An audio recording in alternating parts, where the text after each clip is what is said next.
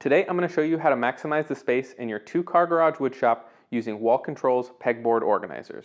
So if you're anything like me in your woodshop, you have DIY'd a lot of different tool storage. I know everybody's made this drill storage, but this is definitely not the most efficient use of the space that you have. So one of the things I'm most excited for with the pegboards is being able to have a place for all of these random things that get set over here that have nowhere to live. And then in my tool drawers, I have stuff like this, little templates, lots and lots of different things.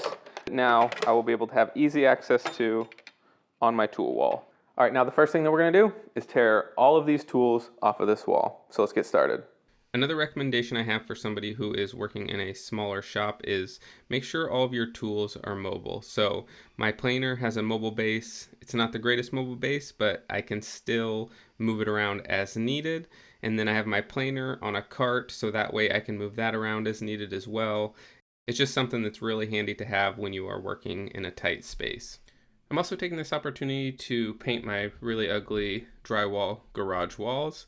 This is going to serve as my new backdrop, so I wanted something nice and bright, and I had a friend tell me that semi-gloss white really helps with lighting when you are making videos, the way that it reflects off of semi-gloss versus just straight gloss. So that's what I went with, and you'll see at the end, once I have everything painted and up, the lighting does look a lot better.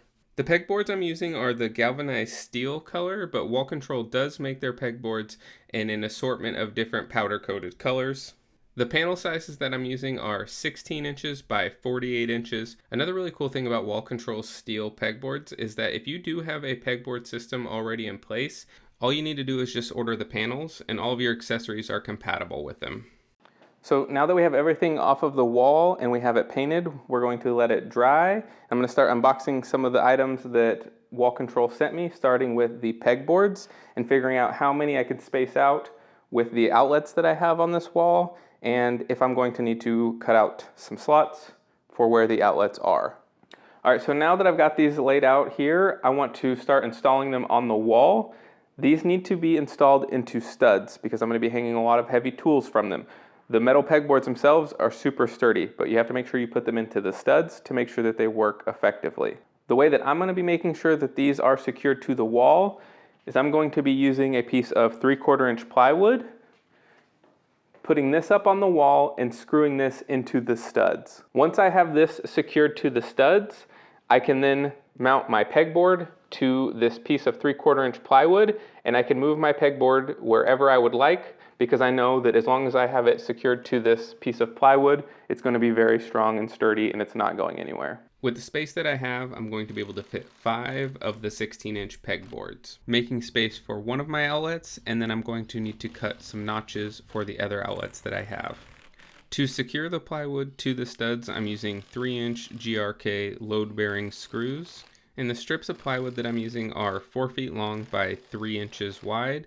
I made sure and evenly spaced them so that all 3 rows of plywood would line up perfectly with the screw holes on the pegboards. If you don't have anybody to help you hang these, I used this little tack strip here, hit it with some brad nails that held it in place while I fastened the screws. To hang the pegboards to these plywood strips, I'm using the supplied screws that Wall Control sent out with their pegboards. And I wanted to make sure that it was really secure, so hopped on there, gave it a little pull, and yeah, that's not going anywhere. And if you are doing this by yourself, I would recommend just cutting an extra plywood strip and then using that and tacking that to the bottom so you can set all of them on there instead of just using one little one like I was doing, and then I got tired of pulling it out and moving it. So now you'll see here that I'm marking where my outlets are going to be, and then I'm going to take my angle grinder to it and cut those out. I'm not sure if this is something Wall Control recommends, but this is something I did at my own risk. Then I sanded it down to make sure it was smooth. Sorry I kind of blocked that shot, but as you can see, they lined up perfectly. After I had the pegboards up, I realized I had a decent amount of dead space under them, so I added an extra couple plywood strips, then just used some screws, and then hung a bunch of my taper jigs and my crosscut sled. So as you can see now, all of my tools magically appeared up here on this wall. I didn't film any of that because I kind of had a hard time figuring out how I wanted to lay everything out to maximize the space that I have. So I got everything up there, and then I basically kind of just moved everything around quite a few times. So that's the cool thing about these pegboards, is it's really easy to move things around as needed, to if you are get new tools, you make new jigs, anything like that. So that's why I really like them, is it's super easy to adjust as needed.